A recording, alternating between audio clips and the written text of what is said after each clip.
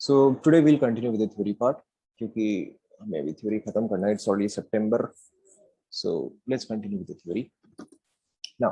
So last class अपने SN1 SN2 का discussion जो है वो complete कर लेते हैं. We have discussed the various factors, the various outcomes, stereochemistry, factors, etc. etc. etc. ठीक है ना, सब कुछ जो है डिस्कस कर लिया है. Now यहाँ पे अब देखो आपको नेक्स्ट चीज क्या समझना है कि SN1 and SN2 are simply two path to a product. Okay, SN1 and SN2 है वो सिंपली वेरियस पाथ है. तो यहाँ पे आपको क्या समझना है कि ऐसा नहीं होता है कि कोई भी एक कंपाउंड सिर्फ SN1 या सिर्फ SN2 दिखाए. Okay, any compound can form any n number of reactions. And अगर आप थोड़ा सा भी कंपाउंड लेते हो, okay, even if you take let's say 1 gram of any compound, it still has infinite number of molecules. Yes or no? अगर आपके पास 1 mole of compound भी है which is barely a few grams, it is already 10 to the power 23 number of molecules. Yes or no? So यहाँ पे आपको क्या समझना है कि जब भी हम रिएक्शन करवाते हैं सभी टाइप के रिएक्शंस होते हैं. Okay, SN1 will take place, SN2 will take place. The only thing that we have to understand is majorly कौन सा होगा. होंगे तो सारे ही, बट मेजरली कौन सा होगा. ओके, सो उसके लिए जो है आपको वो पर्टिकुलर मॉलिक्यूल या उसके फैक्टर्स जो है वो चेक करने पड़ते हैं. जैसे कि फॉर एग्जांपल देखो, हम सीधे एग्जांपल से ही स्टार्ट करते हैं. So let's take example number 1. Suppose करो कि मैंने आपको ये कंपाउंड दिया.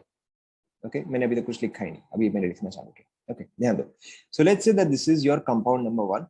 अब सपोज करो यहाँ पे मैं आपको पूछ रहा हूँ कि अच्छा यहाँ पे SN1 होगा या SN2 होगा.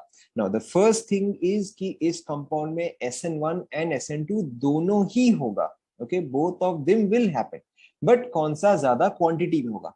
अब वो प्रेडिक्ट करने के लिए हमें बेसिकली फैक्टर्स जो है वो चेक करने पड़ेंगे. ठीक है, नाउ इन दैट केस देखो हमारा कॉमन फैक्टर्स क्या था, SN1 and SN2 when no other information is given to you. Obviously यहाँ पर तो मैंने आपको न्यूक्लियोफाइल नहीं दिया, सॉल्वेंट नहीं दिया, कुछ नहीं दिया, मैंने आपको सिर्फ इतना ही दिया है एंड पूछा है SN1 होगा या SN2 होगा. So obviously we will have to look at either R और L. ओके, नाउ L से तो मुझे अगेन कोई इंफॉर्मेशन नहीं मिल रहा. क्यों? क्योंकि मेरे पास SN1 के लिए भी मुझे गुड लिविंग ग्रुप चाहिए और SN2 के लिए भी मुझे गुड लिविंग ग्रुप चाहिए. यस और नो? ओके, सो मेरे पास लिविंग ग्रुप से तो कोई इंफॉर्मेशन नहीं आ रहा. जो इंफॉर्मेशन आएगा वो तो अब R से आएगा. Now, SN1 किस चीज को फेवर करता है बताओ? SN1 correct, SN1 favours 3 degree more than 2 degree more than 1 degree. SN2 किस चीज को फेवर करता है? Correct, 1 degree more than 2 degree more than 3 degree. Okay, now if I look at this compound, तो ये हैलाइड जो है ये कौन सा डिग्री हैलाइड है बताओ? Obviously this is a 1 degree halide. Okay, अब अगर ये चीज एक 1 डिग्री हैलाइड है तो बताओ ये किस चीज को फेवर करेगा, SN1 या SN2? Correct, so this will favour SN2 more than it favours SN1. ठीक है, तो इसका मतलब क्या होगा कि इस कंपाउंड में जो आपका मेजर प्रोडक्ट होगा, या अगर आपको एक ही रिएक्शन लिखना है तो आप कौन सा रिएक्शन लिखोगे वो चीज बताओ? करेक्ट, तो आप यहाँ पे अगर एक ही लिखना है तो आप SN2 ही लिखोगे. Okay, again I am telling you once again कि SN1 SN2 दोनों होता है. We have to understand which takes place as a majority. Okay, तो यहाँ पे आपका मेजॉरिटी रिएक्शन जो है वो SN2 ही होगा. तो यहाँ पे जब आप प्रोडक्ट लिखोगे आप सिर्फ SN2 के हिसाब से ही लिखोगे. Let's take one more example. Let's say मैंने आपको ये कंपाउंड दिया. ओके, सबसे पहले ये कौन सा डिग्री हैलाइड है बताओ? Correct, this is clearly a 3rd degree halide. So अगर 3rd डिग्री हैलाइड है तो यानी कि कौन सा प्रेफर्ड होगा? Correct. So here it is SN1 which will be preferred over SN2. Okay. यहाँ पर SN2 भी होगा but SN2 का quantity जो है वो relatively very less होगा. So you have to understand here our majority reaction, or if we have to write only one reaction, we'll be writing with SN1. Clear?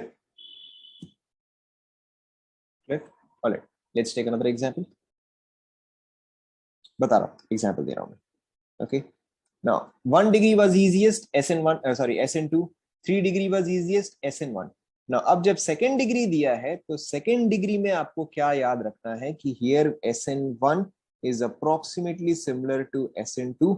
okay, या यहाँ पे आपको SN1 और SN2 दोनों के ही प्रोडक्ट लिखने हैं. okay, so what you have to remember is whenever you are given a first degree halide, okay, first degree halide में हमारा प्रोडक्ट जो है वो हमेशा कौन से मैकेनिज्म से आएगा?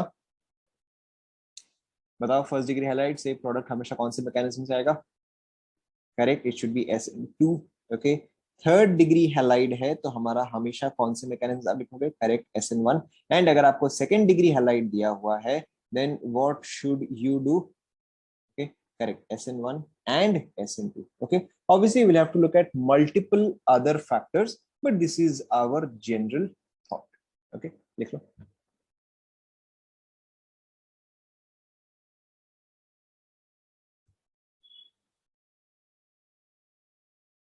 लिख लिया?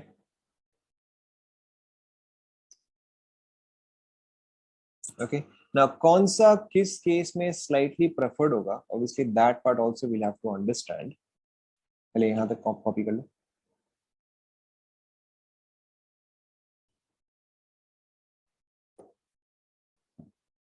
कॉपी कर लिया?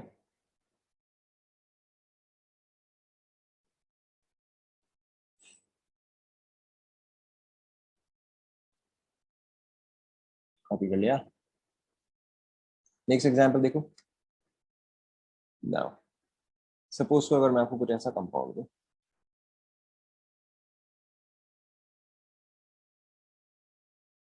ओके, सबसे पहले आप मुझे हैलाइड बताओ, ये कौन सा डिग्री का हैलाइड है?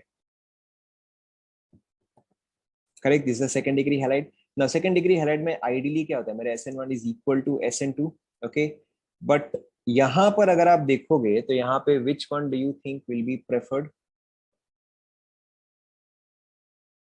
And why? Of course, and why. Which one do you think will be preferred and Y?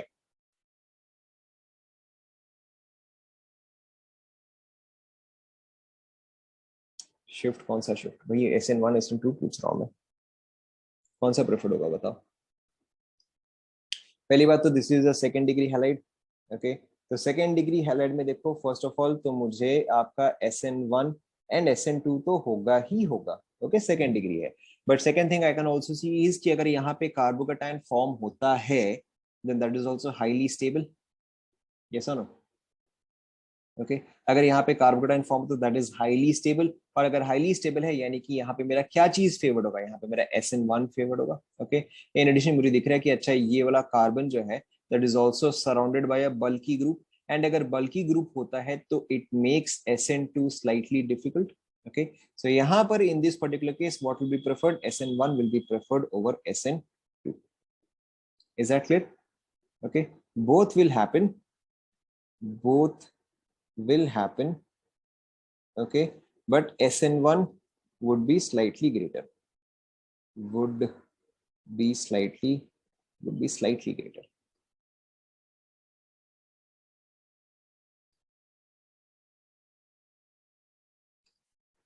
अच्छा, एक और एग्जांपल देखते हैं।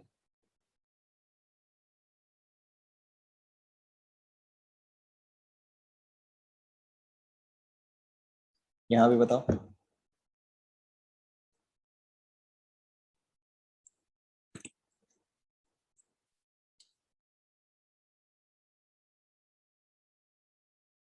सी अगेन, यहाँ पे आपको एक चीज क्या समझना है कि इट इज नॉट नेसेसरी कि आप 100% करेक्ट आओगे। ठीक है, ऐसा ऑर्गेनिक में तो देखो कभी हुआ भी नहीं है, कभी होगा भी नहीं। The only thing we have to understand is कौन सा ज्यादा होना चाहिए। Okay, what do you think will happen more? ऐसा जरूरी नहीं है कि वो चीज मैच करे या वो चीज प्रैक्टिकली के साथ मैच करे, it doesn't matter. What do you think will happen more? होगा तो दोनों ही, बट कौन सा ज्यादा होना चाहिए? बताओ यहाँ पे आपको क्या लगता है, कौन सा ज्यादा होना चाहिए या किस तरह से होना चाहिए? Okay, so clearly this is a second degree halide. Okay, so clearly this is a second degree halide. And यहाँ पे कार्बोटाइन को कुछ खास स्टेबिलिटी तो नहीं मिल रहा है। ओके, हियर यहाँ पे से ना कार्बोकेटाइन जो है वो कॉन्जुगेशन में आ रहा था, बट यहाँ पर तो मेरा कार्बोकेटाइन कॉन्जुगेशन में नहीं आ रहा है। So here my SN1 will be practically equal to my SN2। Okay, यहाँ पे भले एक शिफ्ट था क्योंकि कार्बोकेटाइन एक्स्ट्रा स्टेबल बन रहा था, बट यहाँ पर तो कार्बोकेटाइन पैदा होते ही स्टेबल नहीं बन रहा था। ओके, सो यहाँ पे आपका SN1 will be almost equal to SN2। Let's take another example. देखो अब आपको देखते समझ में आ जाएगा। ये वाला बताओ, ये तो अब आप देखते मुझे बता सकते हो क्या आएगा ये? कौन सा डिग्री हैलाइड है? This is 1 degree halide. 1 degree halide यानी कि यहाँ पे अगर आपको एक ही रिएक्शन लिखना है तो आप कैसा लिखते हो? आप SN2 लिखोगे। ठीक है, Let's take one more.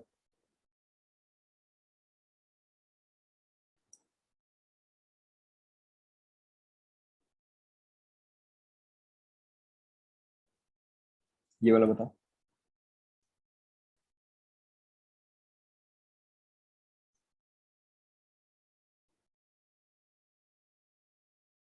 इस वाले में क्या होगा बताओ.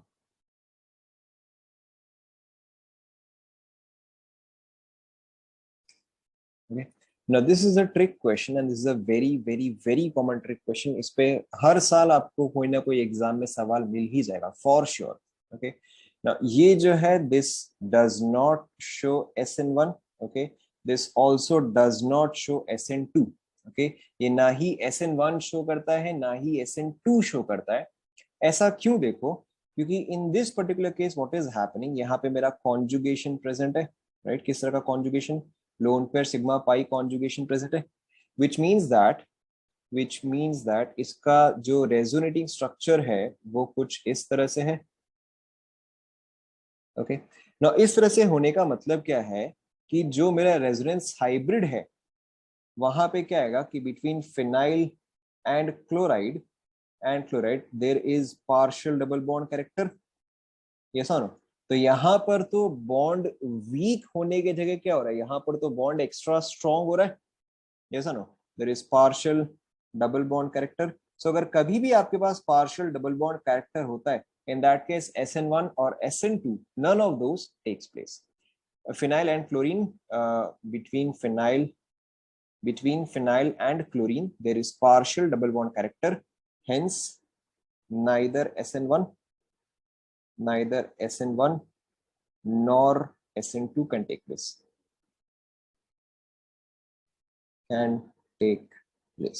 Okay, नोट कर लो आप इस चीज को.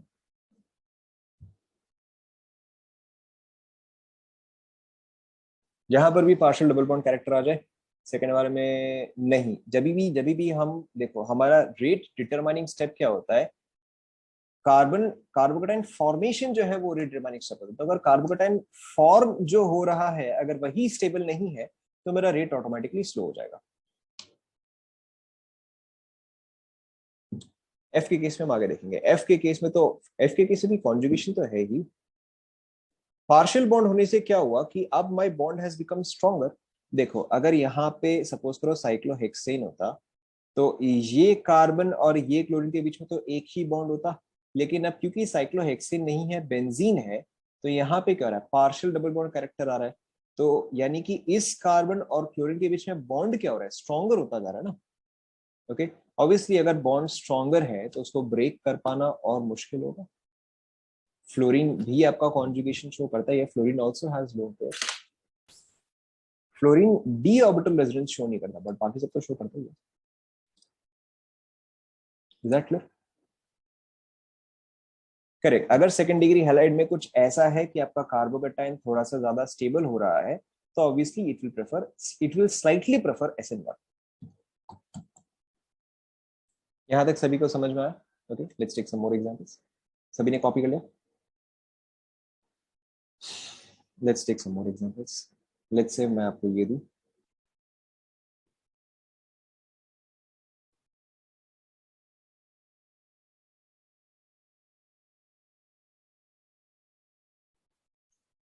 वो सारे केसेस हम आगे देखेंगे. अगर बिना लोन पेयर वाला मॉलिक्यूल होता तो वो लीविंग ग्रुप कैसे होता, क्योंकि लीविंग ग्रुप भी क्या होता है, लीविंग ग्रुप भी एक न्यूक्लियोफाइल होता है.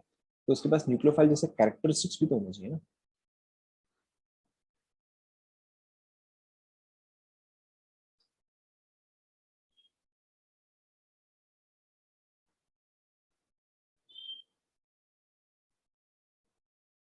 ये सारे ट्राई करो. Which would be preferred?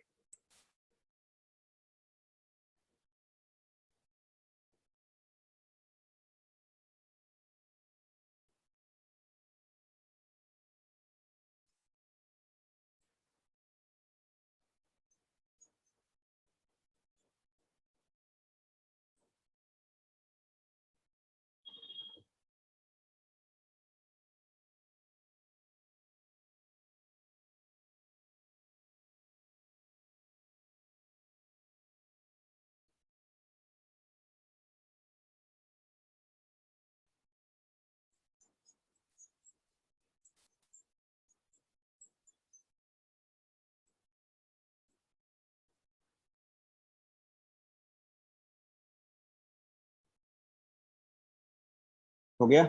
बताओ क्या आएगा इस वाले केस में, बताओ क्या आना चाहिए। सबसे पहले इस वाले केस में मुझे फैक्टर्स बताओ। ओके, इस वाले केस में देखो फैक्टर्स क्या है। सबसे पहले तो ये एक 1 डिग्री हैलाइड है। ओके, 1 डिग्री हैलाइड यानी कि क्या चीज प्रेफर करना चाहिए? करेक्ट, SN2 प्रेफर करना चाहिए। लेकिन यहाँ पे देखो दूसरा क्या हो रहा है कि अगर मैं यहाँ पे कार्बोकैटायन बना दूं, ओके, अगर मैं यहाँ पे कार्बोकैटायन बना दूं तो वो क्या होगा? हाईली स्टेबल होगा। ऐसा no, carbocation will also be highly stable. Okay, so in this case अब बताओ क्या मेरा रिजल्ट आना चाहिए? SN1 somewhat similar to SN2। Okay, समझ में आ रहा है? नेक्स्ट वाला मुझे बताओ। नेक्स्ट वाला should be very easy. Next वाला देखो यहाँ पे फैक्टर्स बताओ। This is second degree halide. Okay, second degree halide यानी कि बेसिकली मेरा SN1 एंड SN2 दोनों ही होना चाहिए। बट मुझे क्लियरली दिख रहा है कि यहाँ पे क्या है, यहाँ पे मेरे पास कॉन्जुगेशन है। सो अब बताओ क्या चीज प्रेफर्ड होगा? स्लाइटली प्रेफर्ड क्या चीज आएगा? मेरा SN1 okay will be slightly preferred in comparison to SN2। होगा दोनों ही, ओके होगा दोनों ही। SN1 would be slightly more preferred, slightly more preferred. This one should be very obvious. यहाँ पे क्या आएगा बताओ? यहाँ पे क्या आएगा बताओ?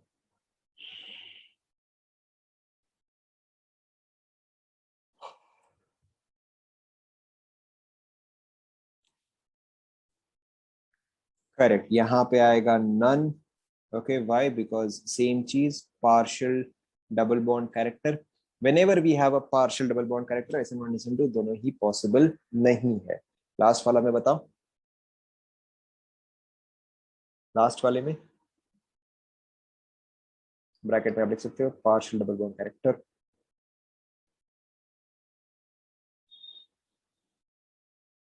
लास्ट वाले में, लास्ट वाले में भी आपका कुछ भी शो नहीं करेगा। Exact same reason. समझ में आया क्या?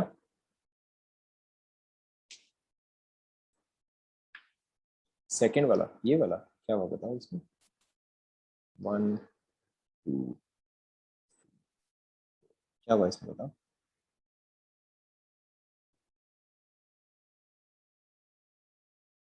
देखो this is a second degree halide, तो सेकेंड डिग्री क्या प्रेफर करता है? SN1 SN2 दोनों ही प्रेफर करता है। यानी कि अगर ये चीज यहाँ पे प्रेजेंट नहीं होता, ओके, तब तो ये दोनों इक्वली प्रेफर करता। लेकिन अब क्योंकि यहाँ पे ये चीज प्रेजेंट है, तो क्या चीज ज्यादा फेवर में गया? कार्बोकेटाइन का स्टेबिलिटी ज्यादा फेवर में गया ना। तो कार्बोकेटाइन का स्टेबिलिटी अगर ज्यादा फेवर में जाएगा तो SN1 के डायरेक्शन में स्लाइटली क्या? क्लियर? यहाँ तक कंप्लीट हुआ क्या? ओके, ना हम SN1 में ही कंटिन्यू कर रहे हैं। We are continuing in SN1 only. SN1 में एक और भी हम इसको टर्म बोलते हैं, that is your solvolysis. Okay, हम SN1 में ही कंटिन्यू करें। सॉल्वोलिसिस आपका SN1 का ही पार्ट होता है। And what is solvolysis? This is when our solvent behaves as nucleophile. Solvent behaves as nucleophile. This is called as solvolysis. ये चीज हम SN1 में ही टिपिकली देखते हैं। ओके, तो यहाँ पर देखो होता क्या है, वेरी सिंपल। यहाँ पे सपोज करो अगर मेरे पास, यहाँ पे अगर मेरे पास Cl है, ओके, एंड सपोज करो my solvent here is H2O। Okay, तो सबसे पहले अब आप मुझे ये बताओ, this is the third degree halide है, तो ऑब्वियसली मैंने तो हालांकि हेडिंग लिख भी दिया है, but still then third degree halide है, तो यहाँ पे आपका कौन सा मैकेनिज्म फॉलो होगा? SN1 obviously follow होगा। okay, now see what is going to happen here or what are the steps here। SN1 में सबसे पहले मेरा क्या करता है? सबसे पहले मेरा लीविंग ग्रुप जो है वो एग्जिट करता है। सो Cl माइनस यहाँ से एग्जिट करेगा। I will get this. Okay, यहाँ पे रीअरेंजमेंट का पॉसिबिलिटी है क्या? इन दिस पर्टिकुलर एग्जाम्पल रीअरेंजमेंट का पॉसिबिलिटी है? ऑब्वियसली कार्बोकैटायन है तब तो रीअरेंज हो सकता है, बट इस पर्टिकुलर एग्जाम्पल में होगा क्या? इस पर्टिकुलर एग्जाम्पल में तो नहीं होगा। ठीक है ना, अब देखो, अब यहाँ पे एक बहुत ही इंपॉर्टेंट पॉइंट क्या है, यहाँ पे मेरा न्यूक्लियोफाइल क्या है? यहाँ पे मेरा nucleophile is water, that is H2O and not OH minus. Okay, my nucleophile here is H2O and not OH minus. तो आपका H2O जो है वो यहाँ से यहाँ पे अटैच करेगा। What will this form? This will form OH and option पे क्या आएगा, पॉजिटिव चार्ज आएगा। अब आप देखो समझ गए हो, फिर नेक्स्ट स्टेप में क्या होना चाहिए बताओ, आप समझ गए हो नेक्स्ट स्टेप में क्या होना चाहिए बताओ।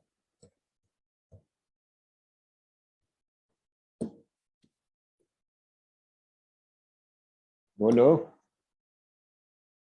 ऑप्शन ऑब्वियसली 3 बॉन्ड्स तो फॉर्म कर नहीं सकता, एक बॉन्ड उसको ब्रेक करना ही पड़ेगा। कौन सा बॉन्ड ब्रेक होगा, this should be very obvious, correct. यहाँ से मेरा H प्लस जो है वो एग्जिट करता है। ओके, तो देखो यहाँ पे मेरा प्रोडक्ट क्या आ जाएगा, ओ अच्छा, इज दैट क्लियर।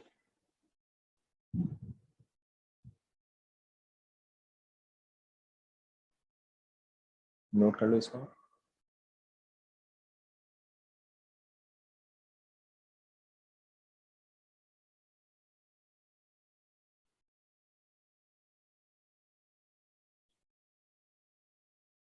कुछ नहीं तो काटा है। दे रहा हूँ दे रहा हूँ, ये वाला सभी ने कॉपी कर लिया।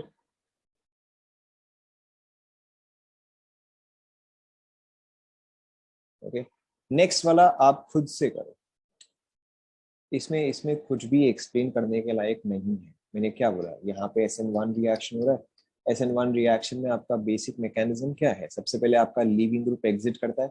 ऑब्वियसली यहाँ पे लीविंग ग्रुप क्या है, क्लोरीन ही है, क्लोरीन एग्जिट करता है, कार्बोकैटायन फॉर्म हुआ। In this particular case carbocation तो रीअरेंज होने वाला है नहीं, तो carbocation remains as it is. उसके अलावा देखो फिर आपका H2O यहाँ पे न्यूक्लियोफाइल है, तो H2O जो है वो अटैक करेगा, तो ऑक्सीजन पे पॉजिटिव चार्ज आएगा। बट ऑक्सीजन 3 बॉन्ड्स तो फॉर्म कर नहीं सकता, एक बॉन्ड इसको ब्रेक करना ही पड़ेगा, तो ये H प्लस के साथ बॉन्ड ब्रेक करता है, तो क्या बच जाएगा, OH बच जाएगा। क्लियर। ओके, नेक्स्ट वाला अब आप खुद से ट्राई करो। नेक्स्ट वाला try by yourself, you can exactly follow the mechanism, same चीज से ही रिजल्ट आएगा, खुद से ट्राई करो।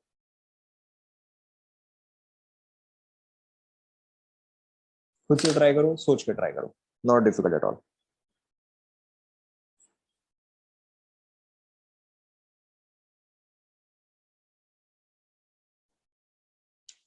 ट्राई करो, tell me what is the product.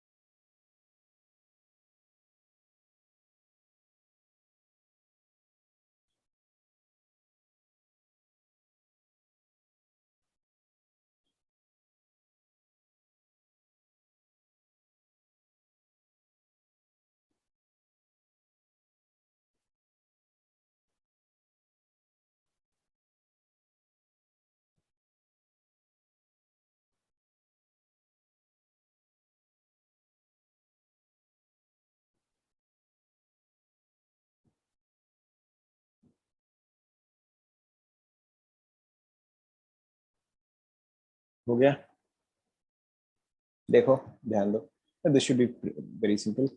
Again obviously SN1 होगा यहाँ पे, so Cl minus exist first minus Cl minus, so positive charge, again this is not likely to rearrange, तो डायरेक्टली अब मैं न्यूक्लियोफाइल जो है उसको अटैच करवाता हूँ, ये अटैच होगा, देखो ध्यान दो।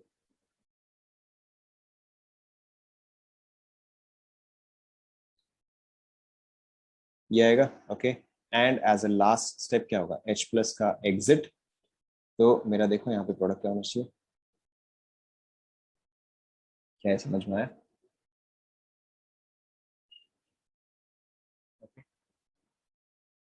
ना हालांकि सॉल्वोलिसिस जो है वो टिपिकली 3rd डिग्री में होता है, and typically solvolysis is SN1, but it is not extremely necessary. कई बार आपका सॉल्वोलिसिस जो है वो SN1 SN2 दोनों ही शो कर सकता है। ओके, तो यहाँ पे आप लिख लो solvolysis, solvolysis why H plus exist and not CH3 plus. अब इसका देखो मैं आपको आंसर नहीं देता, obviously H plus between H plus and CH3 plus, this is, ये चीज किसी और के साथ जाके कंबाइन कर सकता है। ओके, या एटलीस्ट एक्सपेरिमेंटली यही ऑब्जर्व हुआ है कि आपका H प्लस ज्यादा इजीली एग्जिट करता है instead of CH3 plus. Okay, CH3 plus is not a good leaving group. It is not stable, which is why. Okay? But even then, I don't have the perfect answer. Now, solvencies जो है, this is typically for SN1, okay, but it is not necessary. Yes, last step में अगर ऐसा कुछ है तो हमेशा आपका H plus ही exit करता है. Okay, typically we'll always look at whether H plus can exit. Now, typically solvencies जो है that is for SN1. However, it may use SN2 or both SN1 and SN2. Okay, हो सकता है कि आपका ये चीज SN2 भी सिर्फ ले या फिर हो सकता है आपका SN1 SN2 दोनों ही ले ले. Okay, we'll have to look at all conditions. जैसे कि फॉर एग्जाम्पल अगर मैं आपको यही चीज दूं Cl, okay, H2O, देन अगर मैं आपको ये चीज दूं Cl, H2O, एंड देन अगर मैं आपको ये चीज दूं H2O. ओके, अब आप समझ गए हो यहाँ पे मेरा मेजॉरिटी कौन सा मैकेनिज्म फॉलो करेगा, बताओ.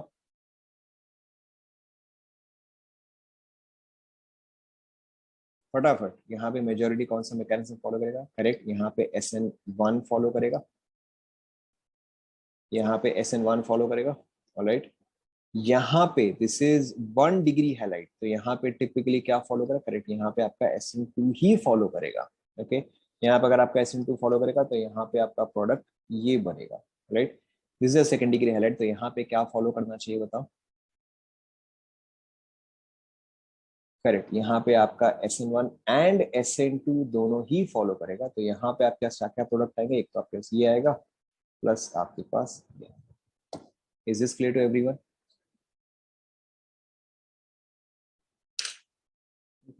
So you always have to look at what substance has been given to you and उसको देख के आपको डिसाइड करना पड़ेगा कि अच्छा ठीक है यहाँ पे आपको क्या मैकेनिज्म फॉलो करना चाहिए.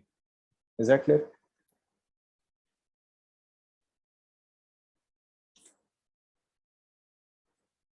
कॉपी कर लो यहाँ पे चलो.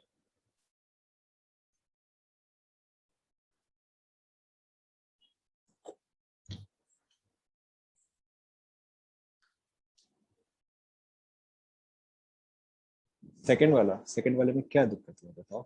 सेकंड वाला जो हैलाइड है वो कौन सा डिग्री हैलाइड है?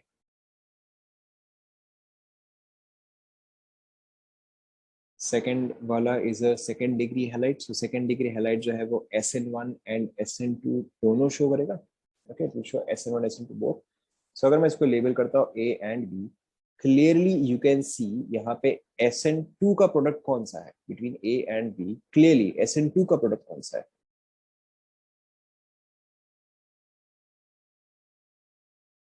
ऑब्वियसली B जो है वो मेरा SN2 का प्रोडक्ट है.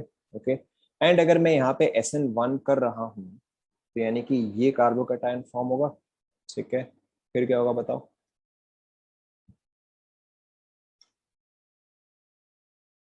जल्दी जल्दी, फिर क्या होगा? करेक्ट, ये चीज रीअरेंज करेगा. ओके, एंड देन अब आपका यहाँ पे OH अटैच होगा, तो ये आपका SN1 का प्रोडक्ट है. क्लियर?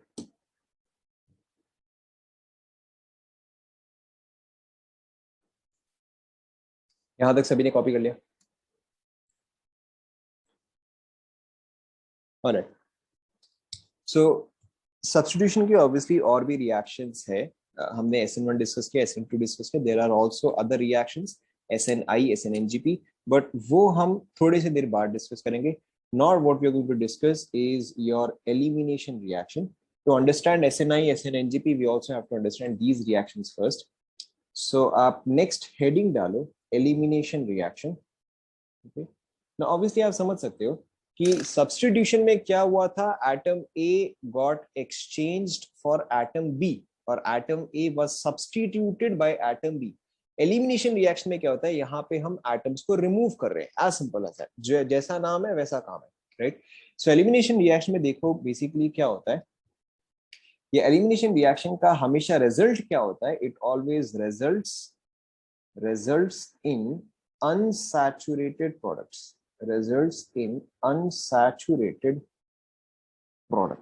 ओके, अनसैचुरेटेड प्रोडक्ट्स यानी कि एल्कीन या alkyne.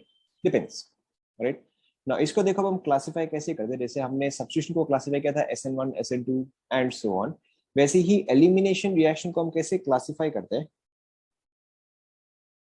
Classification, these are classified into E1, E2, E1CB, okay E1, E2, E1CB। E1CB क्या होता है? E1 कॉन्जुगेट बेस क्या होता है ये हम आगे डिस्कस करेंगे। E1CB is E1 conjugate base. यहां तक फटाफट पहले आप कॉपी कर लो।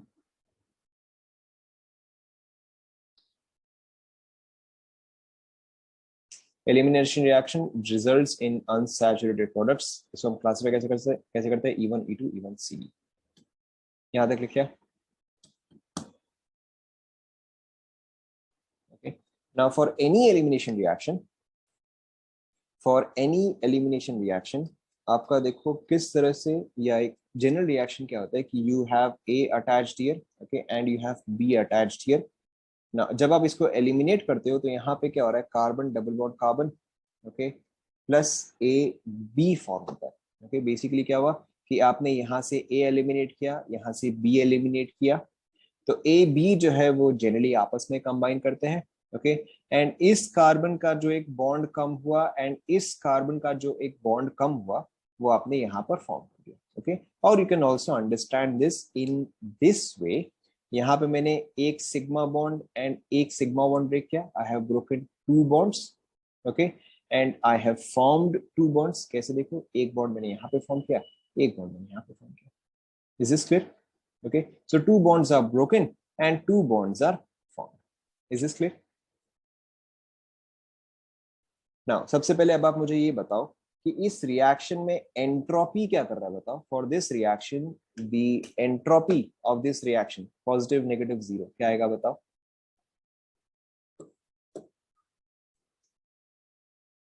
Correct, entropy of the reaction जो है वो पॉजिटिव आएगा। Entropy of the reaction is positive, why? Because products has more substances than reactant. मेरे पास रिएक्टेंट साइड में एक ही था, बट प्रोडक्ट साइड में मेरे पास दो है। Delta n is positive, yes और no? Delta n is positive, तो मेरा डेल्टा एस भी पॉजिटिव आएगा। Okay, why? Because number of molecules और डिसऑर्डर इज इंक्रीजिंग, यस और नो?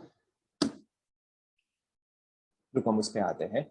डेल्टा एस क्या है? पॉजिटिव है, नंबर ऑफ मॉलिक्यूल्स और डिसऑर्डर इज इंक्रीजिंग, ओके। ना अब देखो नेक्स्ट थिंग क्या है, यहां पर देखो मैं जो बॉन्ड्स ब्रेक कर रहा हूं, मैं दो सिग्मा बॉन्ड्स ब्रेक कर रहा हूं, बट यहां पर जो मैं बॉन्ड्स फॉर्म कर रहा हूं वो कौन कौन से बॉन्ड्स फॉर्म हो रहे हैं, बताओ। ओके, एक सिग्मा बॉन्ड फॉर्म हो रहा है और एक पाई बॉन्ड फॉर्म हो रहा है, ऐसा ना?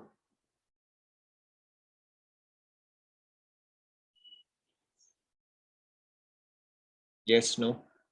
ठीक है, मैंने यहाँ पे ये बॉन्ड ब्रेक किया, ये बॉन्ड ब्रेक किया, ये बॉन्ड फॉर्म किया, ये बॉन्ड फॉर्म किया। So I am breaking two sigma bonds, but I am forming one sigma and one pi bond. So let's say for example कि सिग्मा बॉन्ड का energy जो है वो 100 है and pi bonds are weaker than sigma bonds. Let's say pi bond का energy जो है वो 80 है, फॉर एग्जांपल, ओके। ना यहाँ पर तो मैं बॉन्ड ब्रेक कर रहा हूं, सो बॉन्ड ब्रेक करने के लिए एनर्जी सप्लाई होता है या रिलीज होता है? बॉन्ड ब्रेक करने के लिए एनर्जी सप्लाई करना पड़ता है या रिलीज होता है? Obviously energy is supplied. So to break two sigma bonds, how much energy has been supplied?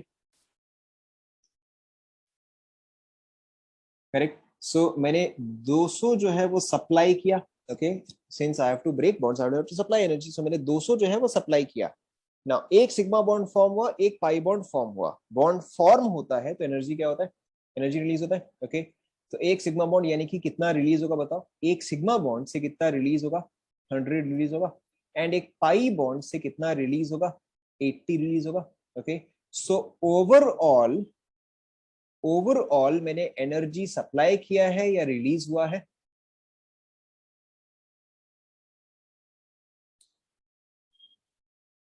Overall मैंने सप्लाई किया है, right, overall has been supplied, so यानी कि मेरा डेल्टा एच क्या आएगा बताओ, पॉजिटिव या negative? Correct, delta H is also positive, yes or no? Delta H is also positive. Why? Because stronger bonds are broken. Stronger bonds are broken. Pi bond हमेशा weaker होता है sigma bond से, क्या पढ़ रहे हो तुम? Stronger bonds are broken. Weaker bonds are formed. Weaker bonds are formed. Okay. So अब देखो, अगर मैं देखूं delta G is equal to delta H minus T delta S, अगर रिएक्शन स्पॉन्टेनियस है तो उसके लिए डेल्टा जी का साइन क्या होता है?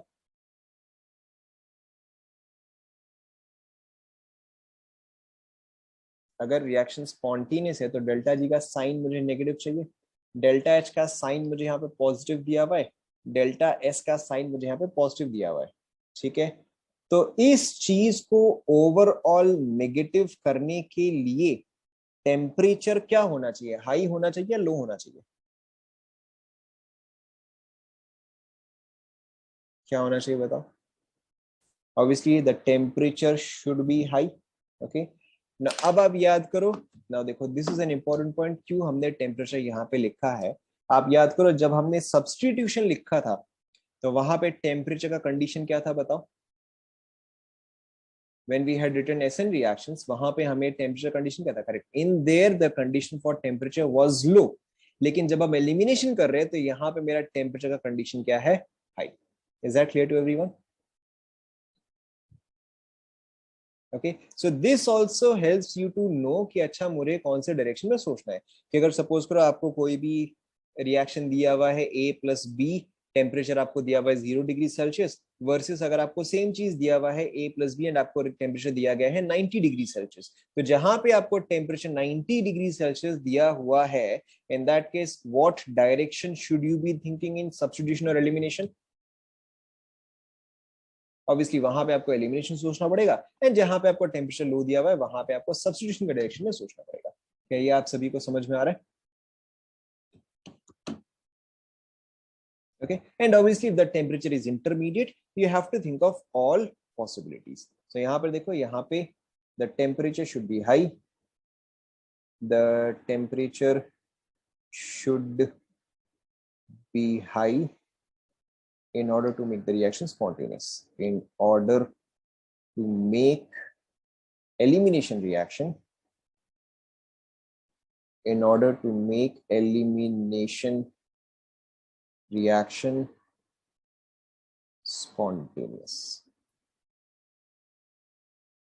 कंप्लीट कर लो।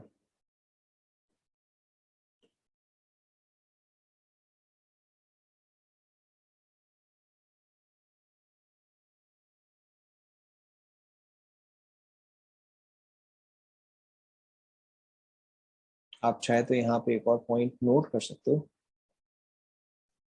all entropy driven reactions, all entropy driven reactions, entropy driven यानी कि जहां पर डेल्टा S फेवर कर रहा हो, okay, all entropy driven reactions require high temperature. लिख लिया?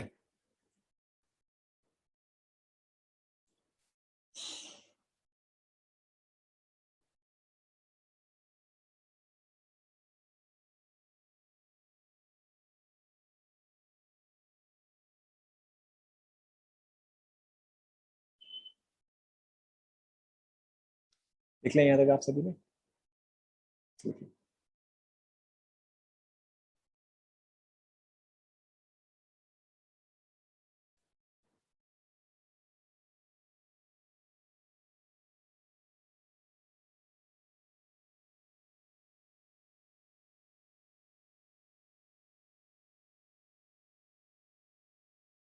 लिख लिया? Alright. So let's first discuss E1. Okay, E1 reaction. ना ऑब्वियसली जैसे हमारा SN1 में जो 1 था उसका मतलब क्या था, इट वाज यूनिमोलिकुलर या order of the reaction was 1। तो इस तरह से E1 का भी मतलब यही होता है, एलिमिनेशन यूनिमोलिकुलर। ओके, ना देखो यहाँ पे आपका रिएक्शन किस तरह से होता है, ध्यान दो। So you have carbon, carbon, hydrogen, यहाँ पे सम लीविंग ग्रुप, बाकी के जो भी और बॉन्ड्स है।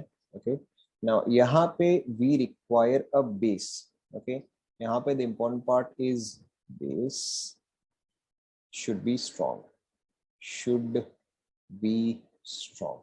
ना देखो आपको एक एक डिफरेंस कैसे समझ में आएगा, या क्वेश्चन के लैंग्वेज से आपको कैसे समझना पड़ेगा कि यहाँ पे आपको एलिमिनेशन करना है या आपको सब्स्टिट्यूशन करना है। आप याद करो जब हम सब्स्टिट्यूशन कर रहे थे तो वहां पे हमारे पास एक तो रिएक्टेंट था, लेकिन दूसरा हम यहाँ पे क्या लिखते थे बताओ, what did we use to write here. नीचे में तो सॉल्वेंट था, ओके नीचे में तो सॉल्वेंट था, बट ऊपर में क्या था,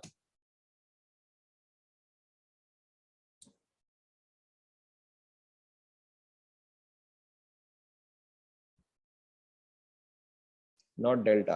हाँ, हम क्या रिएजेंट यूज कर रहे थे, करेक्ट, हम वहां पे एक न्यूक्लियोफाइल यूज कर रहे थे, right. When we were writing substitution reactions, in that case we had written nucleophile. Okay, so जब आपको कुछ ऐसा दिया जाए कि अच्छा reaction A has base and reaction B has nucleophile, okay, कि ए में आपको दिया जाए बेस है एंड बी में आपको दिया जाए न्यूक्लियोफाइल है, तो यहाँ पे आपको समझना है अच्छा अब बताओ इन दोनों में से कौन सा एलिमिनेशन रिएक्शन होगा, ए या बी।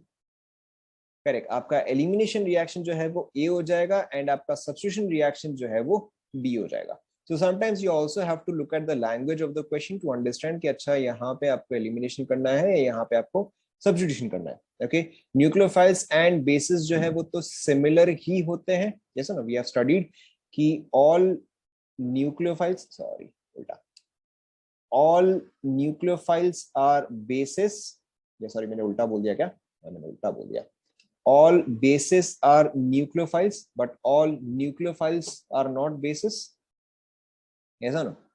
ओके, सो सिमिलरली देखो, सो अब देखो आपको एलिमिनेशन में क्या देता है, यहाँ पे you are given a base, the base should be strong, it has to be a strong base, उसके अलावा ऑल्टरनेटिव नहीं है। ओके, ना यहाँ पे देखो अब आपका मैकेनिज्म क्या होता है। ओके, ना यहाँ पे देखो आपका मैकेनिज्म क्या होता है, क्लियरली क्लियरली आपको दे दिया गया है कि दिस इज E1 मैकेनिज्म। आप याद करो SN1 में भी क्या हो रहा था, सबसे पहले SN1 में भी क्या हो रहा था बताओ, what was the first step, correct, leaving group का एग्जिट। तो यहां पर भी देखो एग्जैक्टली सेम चीज ही होता है, यहाँ पर एक हाइड्रोजन प्रेजेंट है, हाइड्रोजन क्यों है मैं आपको बताता हूँ, बट अभी क्लियर बता दो। So in the first step what happens is कि मेरा लीविंग ग्रुप जो है वो एग्जिट करता है। ओके, सो यानी कि this first step is exactly the same in E1 और SN1, ऐसा ना। E1 में भी क्या होता है, मेरा फर्स्ट स्टेप जो है वो लीविंग ग्रुप का एग्जिट होता है, एंड SN1 में भी मेरा फर्स्ट स्टेप जो है वो लीविंग ग्रुप का एग्जिट होता है, राइट। सो यहाँ पे क्या फॉर्म होगा, यहाँ पे अब एक कार्बोकैटायन फॉर्म होगा। नाउ कार्बोकैटायन फॉर्म हुआ है, यानी कि what is the next step बताओ, in your own words what is the next step, गलत हो सही हो doesn't matter, in your own words carbocation form हुआ है, तो अब यहाँ पे क्या हो सकता है बताओ, रुक जाओ, उससे पहले क्या हो सकता है, कार्बोकैटायन अगर फॉर्म है तो क्या पॉसिबिलिटी है, यहाँ पे आपका सबसे पहले तो मे रीअरेंज, यस और नो। ओके, कार्बोकैटायन फॉर्म हुआ है तो इट मे रीअरेंज और it may not rearrange depending.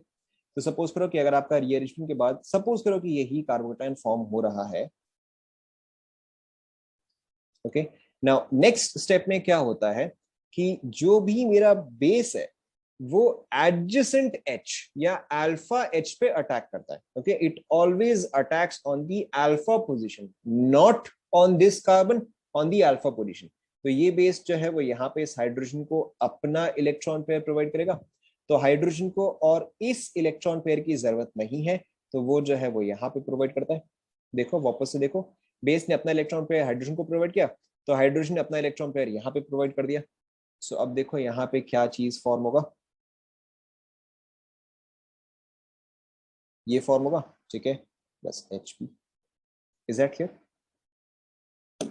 Check करो।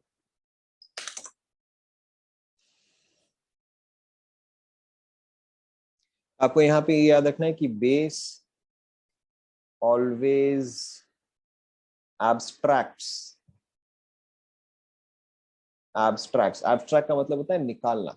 ओके, एब्स्ट्रैक्ट का मतलब होता है रिमूव्स। एब्स्ट्रैक्ट्स और रिमूव्स, एब्स्ट्रैक्ट्स और रिमूव्स अल्फा एच। नोट कर लो।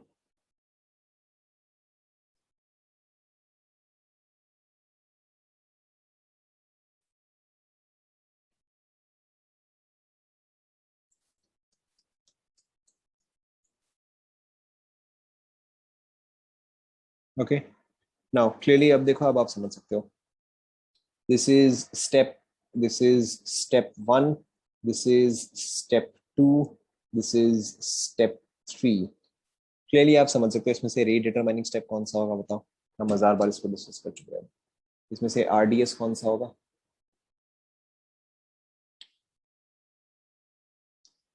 करेक्ट, स्टेप 1 मेरा आरडीएस होगा। क्यों? क्योंकि जब भी कार्बोकैटायन फॉर्म होता है, it is always the formation of carbocation, that is my rate determining step. ठीक है, तो अब देखो, अगर मैं इसके कैरेक्टरिस्टिक्स लिखूं, okay, the first is rate. Now rate is always proportional to the reactants in the rate determining step. तो मेरे पास रिएक्टेंट साइड में कितने मॉलिक्यूल्स है बताओ? मेरे पास एक ही मॉलिक्यूल है, rate is directly proportional to R L. Okay, so in this case, what is the order of the reaction? Order of the reaction is 1, hence it is called as E1, or elimination unimolecular, or elimination unimolecular. Okay, इसके अलावा देखो बाकी के factors क्या क्या है, very simple. R, okay, now clearly carbocation form हो रहा है, तो बताओ कैसा आर E1 फेवर करेगा, बताओ। 3rd डिग्री, 1 डिग्री, 2 डिग्री, क्या चीज, क्या ट्रेंड आएगा बताओ? Correct, 3rd degree more than 2nd degree, more than 1 degree, right. Third part leaving group, obviously leaving group exit कर रहा है, तो मेरा लीविंग ग्रुप कैसा होना चाहिए? It should be very good, it should be a good leaving group. Okay, fourth part base, base कैसा होना चाहिए बताओ? हमने जस्ट ऑलरेडी यहाँ पे लिख लिया है, बेस कैसा होना चाहिए बताओ? Base should be strong. Okay, fifth part solvent. अब आप समझ सकते हो, देखो कार्बोकैटायन फॉर्म हो रहा है प्लस बेस भी बाद में रिएक्ट कर रहा है। Okay, we are stabilising both cation and anion, we are stabilising both cation and anion. So बताओ मेरा सॉल्वेंट कैसा होना चाहिए? कैटायन एंड एनायन दोनों को सॉल्वेट करने वाला कैसा बेस होता है?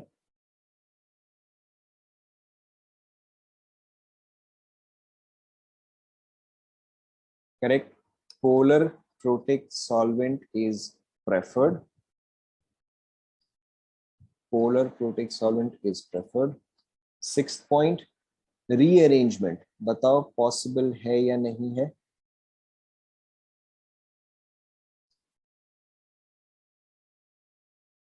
Rearrangement is possible.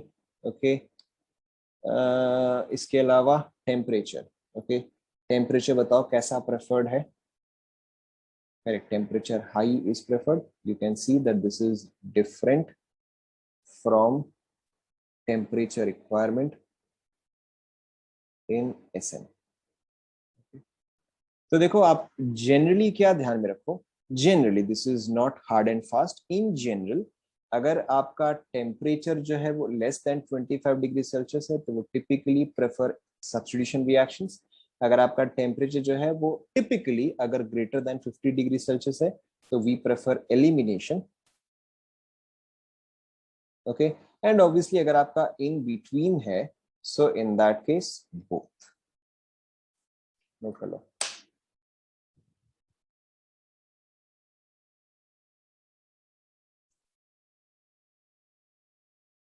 आज के लिए इतना करके छोड़ दे, चलो ठीक है। ठीक है, तो नेक्स्ट क्लास में बस आप हेडिंग लिख लो।